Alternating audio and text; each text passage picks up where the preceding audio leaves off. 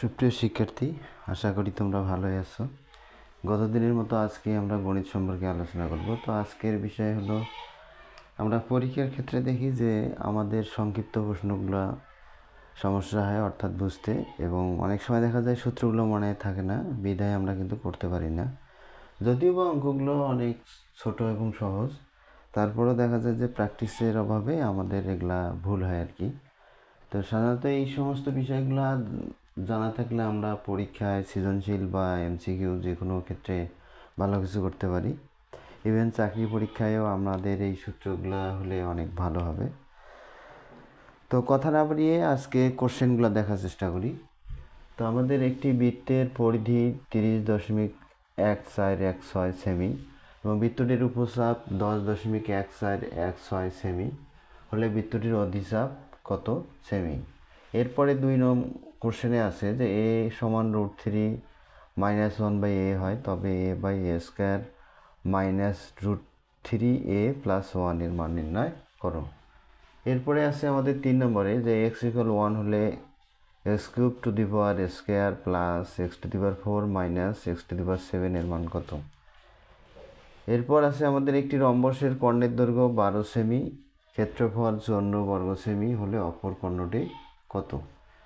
5 নম্বরে সর্বশেষ কোশ্চেনটি হলো আমাদের যে একটি ট্রাপিজিয়ামের সমান্তরাল বাহুদ্বয় 6 সেমি 8 সেমি এবং উচ্চতা 5 সেমি হলে ট্রাপিজিয়ামের ক্ষেত্রফল কত বর্গ সেমি। তো প্রত্যেকটি অঙ্কের আলাদা একটি করে বেসিক আছে। তো আমরা আজকে এই সুন্দর টেকনিকগুলো এবং মজার অঙ্কগুলো করব। তো আসলে গণিত করার আগে গণিতের কিছু টেকনিক এবং সূত্র এগুলাকে আমাদেরকে অবশ্যই মার্কিং করতে হবে। মানে আমরা যদি সূত্র এবং টেকনিকটা মনে রাখতে পারি, কীভাবে শুরু করব, কোন দিয়ে কোনটি অ্যান্সার হবে, কীভাবে মানটা বাইর করব, এই যে এই সমস্ত কেন, কিভাবে, এই দুটি শব্দ যদি আমরা মনে রাখতে পারি, তাহলে আমরা জানবো যে কোনো অঙ্কই আমাদের অতি সহজে করতে পারবো। আমরা অঙ্ক সবাই করি, বাট দেখা যায় যে নম্বর কিন্তু সবাই ভালো করতে পারি না। এর কারণ হলো যাদের টেকনিক ভালো এবং অধিক পরিমাণে প্র্যাকটিস করতে হয়, তাহলে আমরা ভালো কিছু করতে পারি। তাহলে মূল থিম হলো যে আমাদের সূত্র এবং টেকনিক মনে রাখতে হবে এবং অধিক পরিমাণে আমাদের প্র্যাকটিস করতে হবে। তো কথা না বাড়িয়ে আমরা আজকে 1 নম্বর কোশ্চেনটি করার আগে এর বেসিক কিছু আলোচনা করি। আচ্ছা, আমাদের ধরে নিলাম এটা একটি বৃত্ত।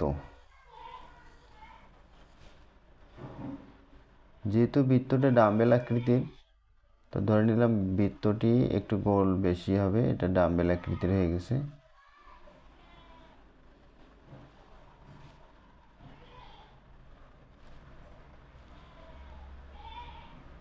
ধরে নিলাম একটি বৃত্ত, বলা আছে বৃত্তের পরিধি অর্থ দাঁড়াচ্ছে আমাদের পুরো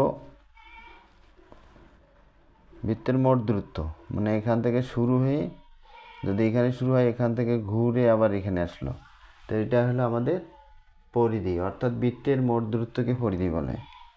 বৃত্তের মোট দূরত্ব হলো পরিধি, মোট দূরত্ব। এই মোট দূরত্বের ক্ষেত্রে আমাদের দুইটা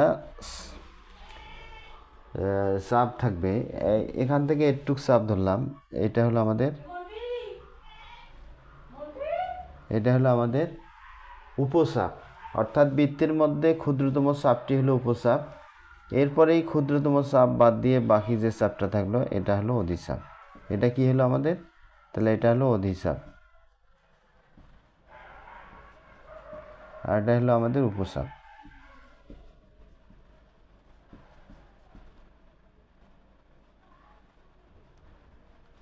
তাহলে আমাদের এই অংশটা হলো উপচাপ এবং এই উপচাপ বাদ দিয়ে মোট চাপ থেকে যে চাপটা থাকলো এটা হলো, এখান থেকে এটা হলো অধিচাপ, অর্থাৎ অধিচাপটি বড় এবং উপচাপটি হলো আমাদের ক্ষুদ্রতম বা ছোট।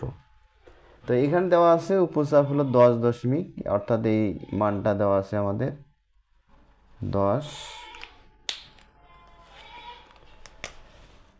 এই মানটুকু দেওয়া আছে 10.15 1416। তাহলে আমাদের মোট ছিল হলো কত? মোট ছিল 30.1416। তাহলে আমরা 30.1416 অর্থাৎ পরিধি থেকে মোট চাপটা, পরিধি থেকে আমরা যদি এখন ক্ষুদ্রতম চাপ ছিল আমাদের 10.1416, অর্থাৎ একটা মান ধরানো আছে, মানে ধরে নিছি। মানটা আরও ডিফারেন্ট কিছু আসতে পারে, তাহলে মনে রাখতে হবে যে একটা বোঝানোর জন্য ধরে নিছি। এখন এখান থেকে এটা বাদ গেলে কত হচ্ছে? 0.00। এখানে শূন্য শূন্য থাকতেছে, 1 হচ্ছে 2, তাহলে এত সেমি। তাহলে কি দাঁড়ালো আমাদের? যে মোট পরিধির থেকে মোট দূরত্ব একই জিনিস, তো এখান থেকে আমরা উপচাপটি বাদ দিলে আমাদের অধিচাপ থাকবে। চিত্রের ক্ষেত্রে একই ব্যাপার, যে আমাদের এই মোট হলো কত? 30.1416। তার থেকে আমি ক্ষুদ্রতম চাপটি অর্থাৎ উপচাপ, ক্ষুদ্রতম চাপটা কি? কোনো বৃত্তের ক্ষুদ্রতম চাপ হলো উপচাপ এবং বৃত্তের বৃহত্তম চাপ হলো অধিচাপ। তাহলে আমরা যদি ক্ষুদ্রতম চাপটাকে বাদ দেই, কার থেকে? এই যে 30, যেহেতু মোট 30 থেকে আমরা এই 10 পয়েন্টটা বাদ দিলাম, এই জন্য 30 থেকে 10.14 বাদ দিলাম, এটা সেমি হবে। তাহলে এটাও সেমি হবে। তো এটা বাদ দিলে আমাদের 20.00 সেমি, অর্থাৎ 20 সেন্টিমিটার। তাহলে আমাদের উপচাপ কত সেমি? এটা হবে আমাদের 20 সেমি। অর্থাৎ মোট হলো 30.1416, তার থেকে ক্ষুদ্রতম চাপ 10.1416 বাদ দিলাম, তাহলে আমাদের থাকলো 20 সেমি। তাহলে কাঙ্ক্ষিত অ্যান্সারটি হবে আমাদের উপচাপের 20 সেমি। আচ্ছা, বিষয়টি বুঝতে পেরেছো? এরপরে আবার আমরা নেক্সট অঙ্কে যাই।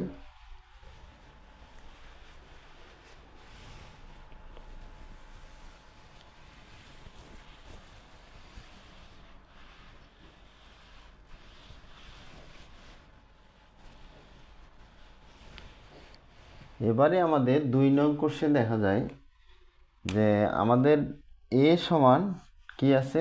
এ ইকুয়াল আছে √3 - 1/a। তো আমরা এখন যেহেতু এখানে দেখা যায় যে a² - 2√3a + 1, তো আমরা এটাকে একটু সরল করে নেই, অর্থাৎ মানটা থেকে কিছু করব। তাহলে এখন 2 নং দিয়ে এখন বা দেওয়া আছে লিখলাম। আচ্ছা, দেওয়া আছে লিখলাম।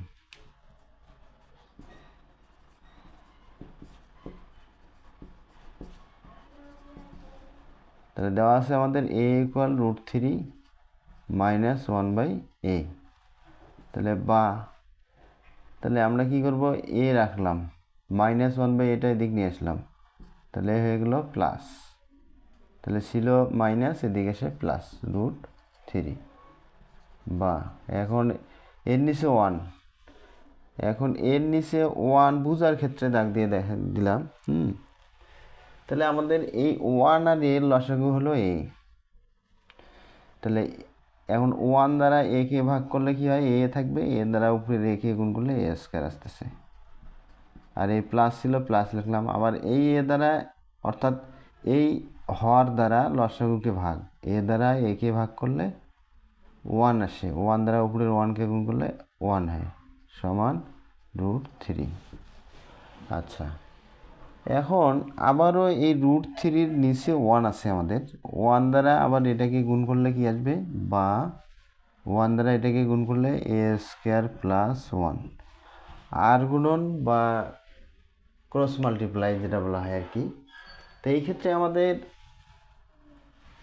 এদিকে নিব আমরা লব, এদিকে নিব হর, আবারও এদিকের লব নিব, এদিকের হর, তাহলে সেটাকে আর গুণন বলা হয়।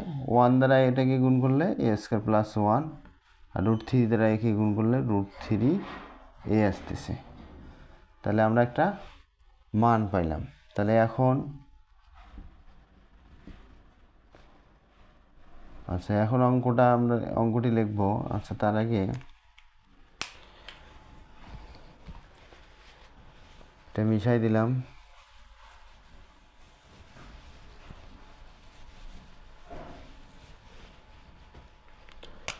তাহলে আমরা এখন অঙ্কটি লিখব, কি ছিল আমাদের a বাই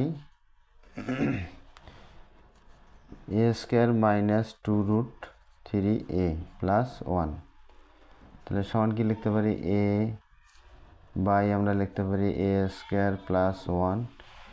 তো এখন যেহেতু আমাদের a square plus 1 equal √3a আছে, বিধায় আমরা 1টা সামনে নিয়ে আসলাম আর মাইনাস 2√3a লিখলাম। তাহলে বা কি লেখা যায়, এখন a by a square plus 1 তার মানে কি √3a,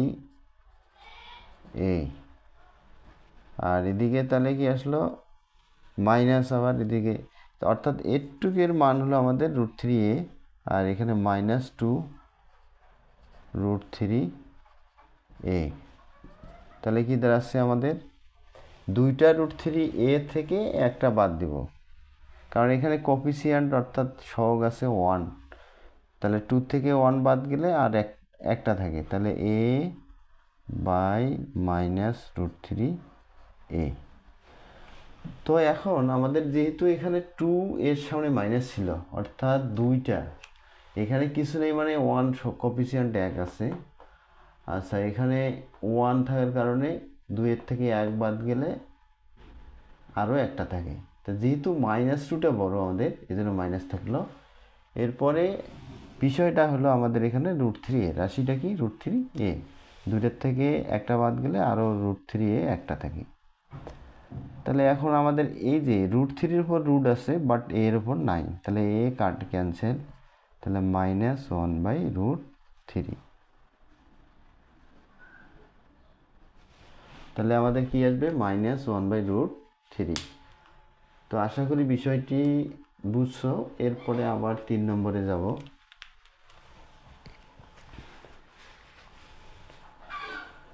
তাহলে কি হলো আমাদের a স্কোয়ার প্লাস 1 এর মান বাইর করানোর উপর বসাই দিয়ে, যেহেতু মাইনাসটি বড় মাইনাস থেকে একটা বাদ গেলে আরও মাইনাস থাকে, যেহেতু মাইনাস সাইন এই জন্য মাইনাস থাকলো। এখন তাহলে এই নিচের এর কিন্তু রুট নাই, তাহলে এই এ আর এই এ ক্যান্সেল, তাহলে 1/√3।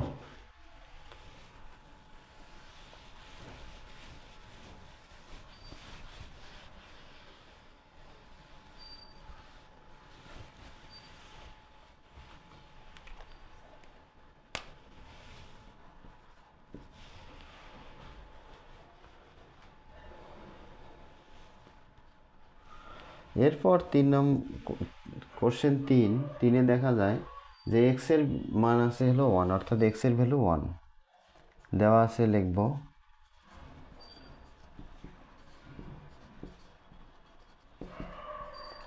x সমান 1। তাহলে এখন অঙ্কটি লিখি, x সমান x³ square plus x⁴ minus x⁷। তাহলে আমাদের এখানে এক্স এর উপর কিউব তারপর 2। তার মনে রাখতে হবে যদি পাওয়ারের উপর পাওয়ার থাকে অর্থাৎ এক্সপোনেন্ট আর সূচক, এক্ষেত্রে আমাদের এক্সপোনেন্ট কত 3, এখানে কত 2, সূচকের উপরে সূচক থাকলে আমাদের অবশ্যই সেটা গুণ করতে হবে। আর পাশে থাকলে অর্থাৎ এটা যদি এরকম থাকতো x3 × x², তাহলে আমাদের এক্স ভিত্তি একটা, অর্থাৎ এইগুলো হলো ভিত্তি, এগুলো হলো সূচক, এক্স একটি, তাহলে এরপর সূচক 3 2, তাহলে আমাদের আসতো 5। বাট এখন কিন্তু এই ক্ষেত্রে আমাদের পাওয়ারের উপর পাওয়ার আছে, তাহলে কত হলো এক্সের উপর স্কোয়ার ছিল, তার মানে 3 × 2, তাহলে কত আসে x⁶ আসতেছে। কত আসতেছে আমাদের x⁶।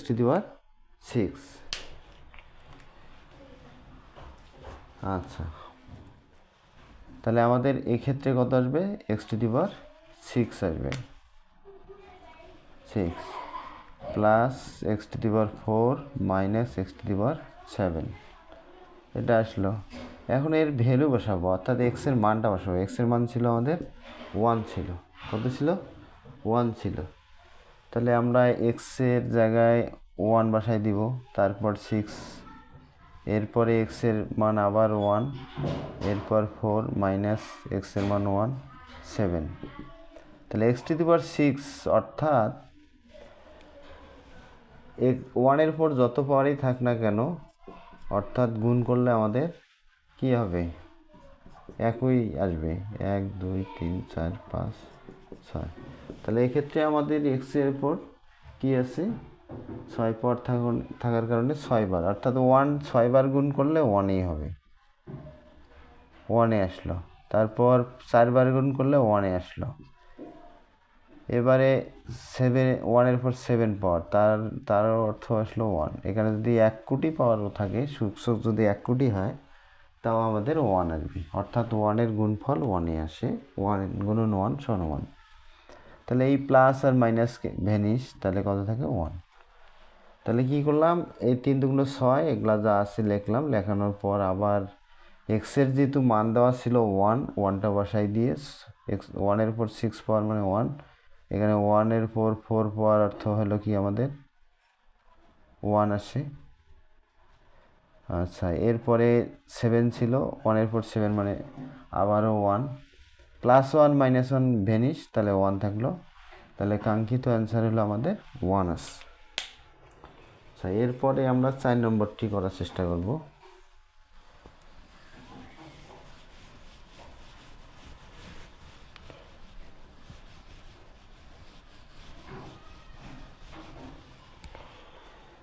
এরপর বলা আছে যে একটি রম্বসের কর্ণের দৈর্ঘ্য 12 সেমি এবং ক্ষেত্রফল 54 বর্গ সেমি হলে অপর কর্ণটি কত। তো আমরা একটু আলোচনা করি যে আমাদের এই যে বর্গ, এইটা হলো বর্গ ধরে নিলাম,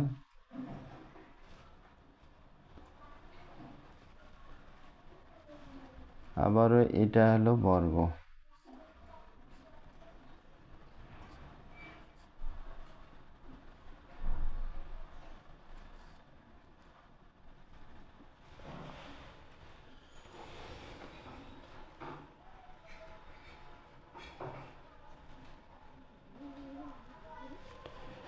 তো এটা ধরে নিলাম রম্বস, এটা ধরে নিলাম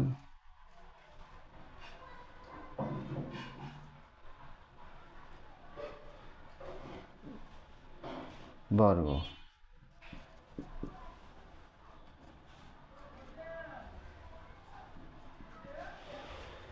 তো দেখা যায় যে একই মাপের দুইটি চতুর্ভুজ, একটি হলো বর্গ আর একটি হলো রম্বস। তো দুটার বাহু কিন্তু সমান, ধরে নিলাম এই 5 সেমি, এটা ধরলাম 5 সেন্টিমিটার ধরে নিলাম। তো এদের মধ্যে পার্থক্য হলো যে এই বর্গের ক্ষেত্রে কর্ণগুলো সমান হবে, বাহুগুলো সমান, এবং প্রত্যেকটা কোণ হবে সমকোণ। প্রত্যেকটি কোণ কত হবে, সমকোণ। তাহলে বর্গের ক্ষেত্রে প্রত্যেক বাহুর দৈর্ঘ্য একই, কর্ণগুলোর দৈর্ঘ্য একই, কিন্তু রম্বসের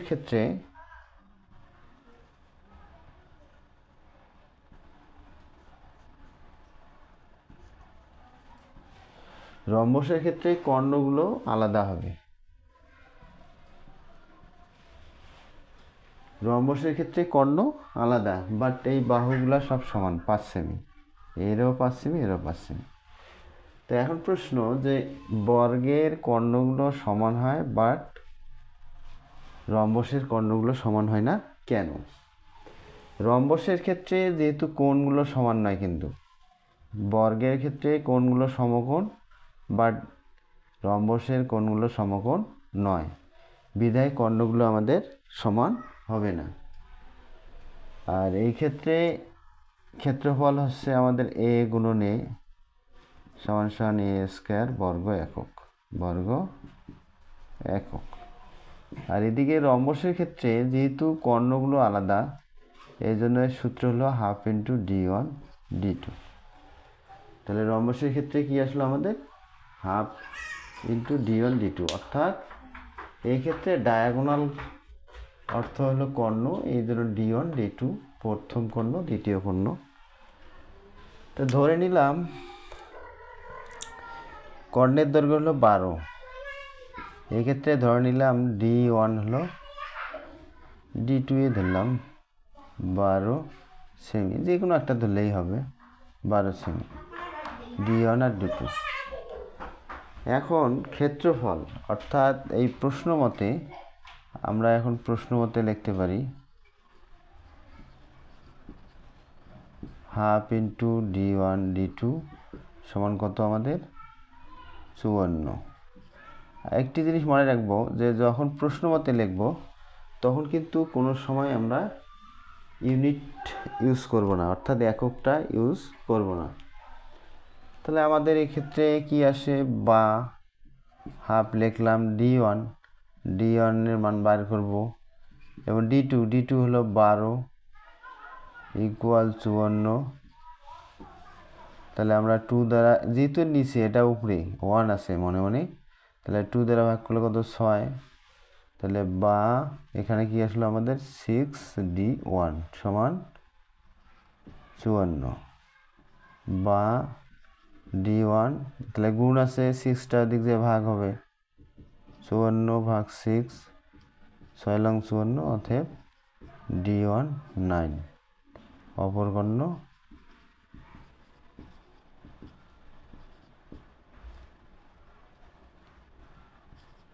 9 সেন্টিমিটার।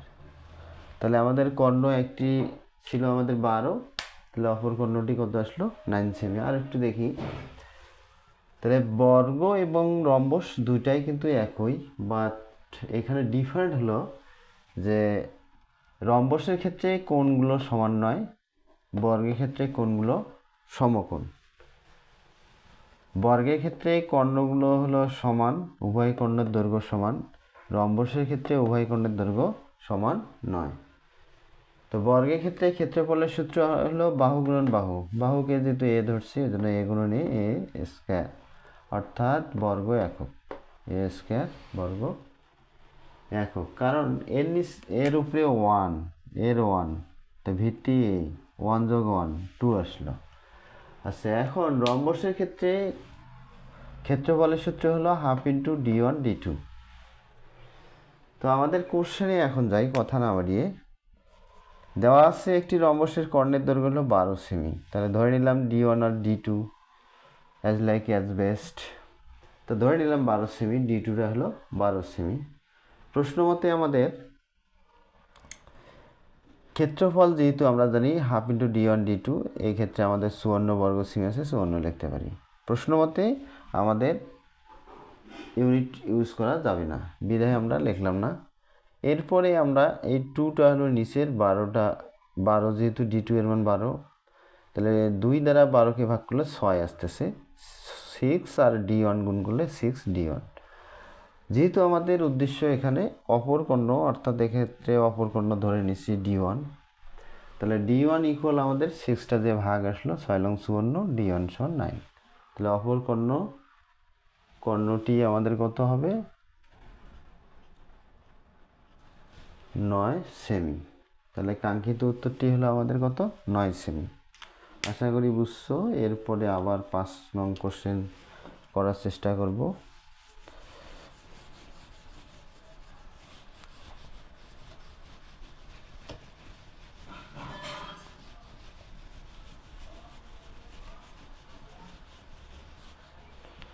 এখন আমরা চলে আসি 5 নং কোশ্চেনে।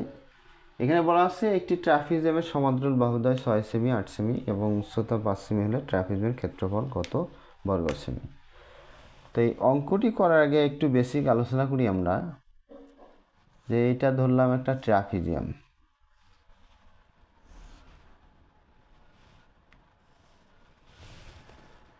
তাহলে আমাদের এটা হলো ট্রাপিজিয়াম। তো এই ক্ষেত্রে দেখা যায় যে এইখানে যদি আমরা মধ্যবর্তী রেখাটা নিই, অর্থাৎ ধরলাম এটা এ বি, এটা হলো সি ডি, এটা ধরলাম E F G H I.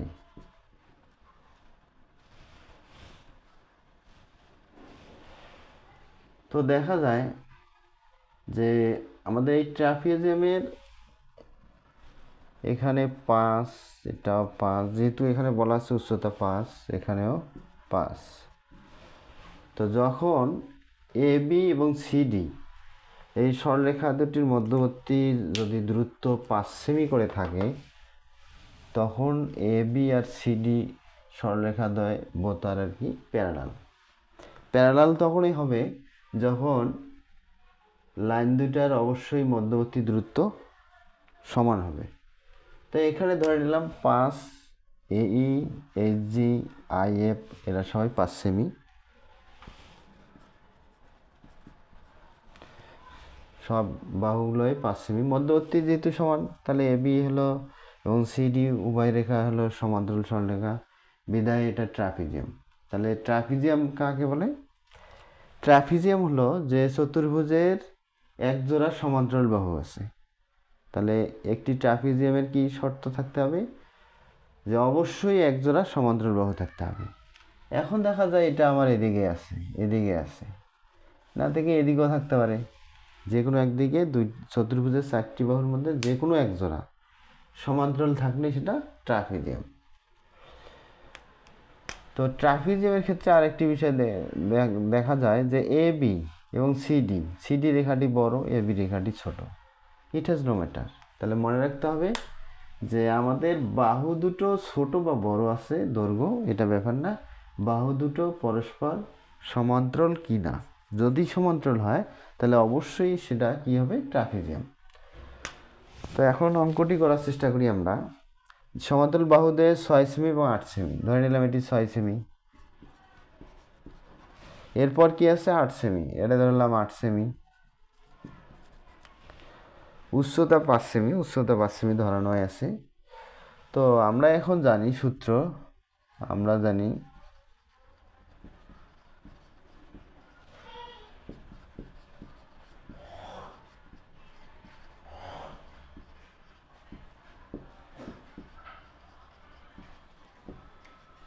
ট্রাপিজিয়ামের ক্ষেত্রফল।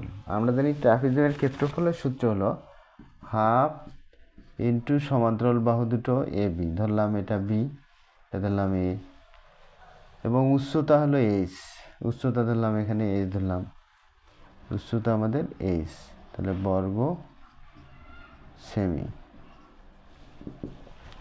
এখন আমরা মান বসাবো। সূত্রের হাফ থাকলো, এরপরে এ অর্থ কত? 6 সেমি, বি কত? 8 সেমি, উচ্চতা কত? 5 সেমি।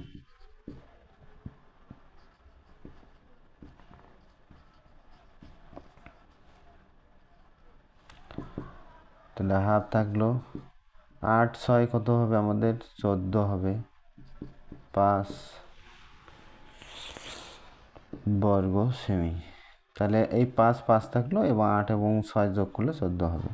2 দ্বারা 14কে ভাগ করলে 7 হয়, 7 গুণন 5, তাহলে 5 7 35 বর্গ সেমি। তাহলে আমাদের কাঙ্ক্ষিত উত্তর আসলো 35 বর্গ সেমি। তাহলে আমরা ট্রাপিজিয়াম বুঝলাম যে একটি চতুর্ভুজের এক জোড়া সমান্তরাল বাহু থাকবে। সেক্ষেত্রে আমাদের ট্রাপিজিয়ামের ক্ষেত্রফলের সূত্র হলো হাফ ইন্টু সমান্তরাল বাহুদ্বয়ের যোগফল গুণন উচ্চতা। তাহলে এক্ষেত্রে আমাদের কোশ্চেনে ছিল সমান্তরাল বাহু 6 এবং 8, এই জন্য 6 এবং 8 যোগ করলাম। এরপরে ছিল 5 সেমি, উচ্চতা কত ছিল আমাদের? এই সেমি 5 সেমি, 5 সেমি বসাই দিলাম। 6 এবং 8 যোগ করলে কত? 14, 2 দ্বারা ভাগ করলে 7 এবং 5 থাকলো 5 7 35 বর্গ সেমি। তো বিষয়গুলো দেখতে অনেক ছোট এবং সহজ মনে হলেও সূত্র এবং যদি প্র্যাকটিস না থাকে তাহলে সহজ জিনিসটাও কিন্তু ভুল হবে। এজন্য আমাদের উচিত যে অধিক পরিমাণে প্র্যাকটিস করা এবং দীর্ঘ সময় বিরতি না রেখে কিছুদিন পর পর এই বিষয়গুলো প্র্যাকটিস করতে হবে, তাহলে গণিত বিষয়ে ভালো কিছু করা যাবে। সর্বশেষ ভিডিওগুলো দেখার জন্য, অঙ্কগুলো দেখার জন্য সবাইকে অশেষ ধন্যবাদ। এরপরে আবারও কথা হবে অন্য কোনো ভিডিও নিয়ে।